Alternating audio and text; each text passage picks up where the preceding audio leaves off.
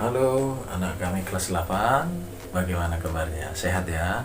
Salam sehat untuk kita semua. Kita bersyukur di masa kondisi pandemi kita masih diberikan kesehatan oleh Tuhan dan kita bisa melakukan pembelajaran kita walau secara online ya anak-anak.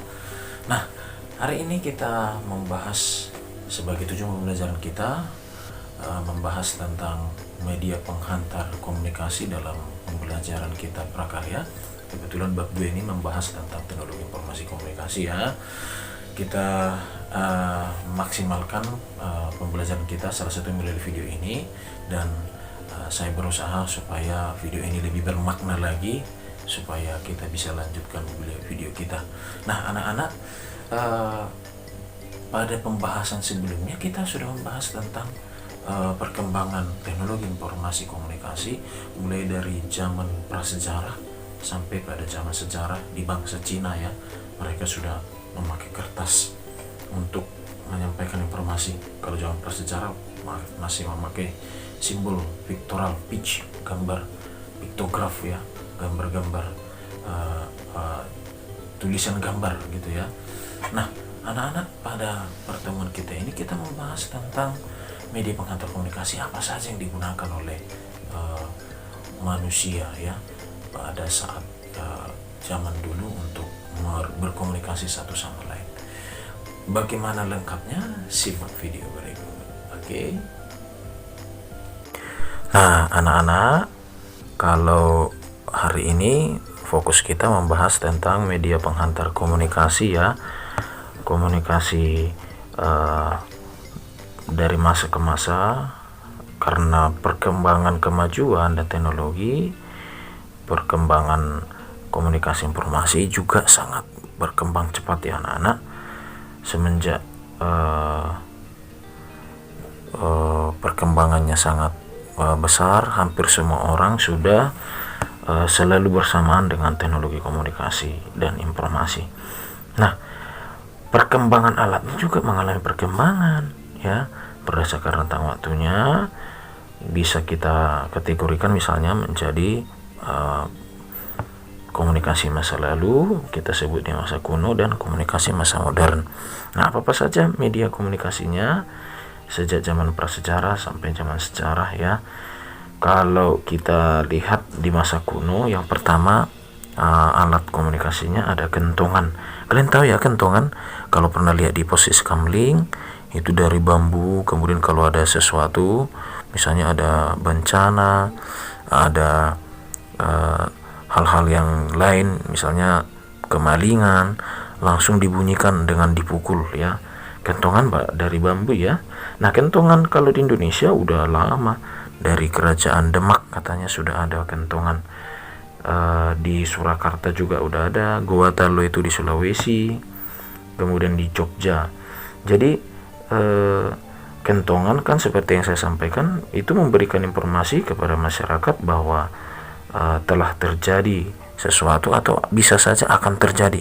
Misalnya mau gunung api meletus gitu, baru langsung dibunyikan, baru orang bisa segera mengungsi. Atau maling baru saja terjadi gitu ya, biasanya pos siskamling atau penjaga siskamling langsung membunyikannya, maka orang langsung keluar mencari tahu atau mungkin mengejar pencurinya. Nah, kentongan ini juga bisa dikategorikan sebagai beduk kalau di Indonesia ya. Nah, beduk biasanya digunakan di di masjid-masjid untuk sebagai simbol bahwa sudah waktunya untuk beribadah sholat ya. Nah, beduk biasanya dibuat dari sepotong kayu, bisa juga dari enau dibuat, kemudian ditaruh kulitnya, kulit binatangnya dibuat biasanya kulit sapi bagian perut, kalau kita bahas ya seperti pada pertemuan kita sebelumnya. Nah anak-anak, itu yang pertama. Kemudian yang kedua, daun lontar. Daun lontar ini sebagai media komunikasi ya, berupa tulisan. Kalau tadi media komunikasi bunyi ya. Nah, daun lontar ternyata sudah dipakai dalam surat menyurat semenjak kerajaan-kerajaan di Indonesia. Ada kerajaan Kutai, kerajaan Tarumanegara, Majapahit, Sriwijaya dan Mataram. Waktu itu surat menyurat sudah pakai daun ini loh, tapi masih hanya sebatas kerajaan. Nah, media komunikasinya ada juga bambu, ada juga kayu, ada juga tulang binatang ya. Tulang binatang jadi media komunikasi. Kemudian dari rotan, dari lempengan batu juga bisa. Nah, kalau daun lontar ini dibuat sebagai naskah, bisa juga di Asia Selatan, Asia Tenggara ya. Kemudian disambung-sambung lah daun lontar ini biar seperti sebuah kaset gitu ya. Kemudian berikutnya lonceng. Lonceng lagi-lagi informasi bunyi ya. Peralatan sederhana digunakan menciptakan bunyi. Biasanya berumpai tabung, mungkin sudah kita lihat lonceng ya. Bahkan di gereja-gereja juga ada lonceng. Nah, seiring berkembangnya teknologi komunikasi, lonceng ini sudah jarang digunakan. Kalau dulu hampir semua ya menggunakan lonceng ya. Bahkan kereta api zaman dulu ada pakai lonceng sebagai bunyinya. Saya kira ini dulu anak-anak topik kita hari ini. Kita bahas pada pertemuan berikutnya pada bagian lain. Terima kasih.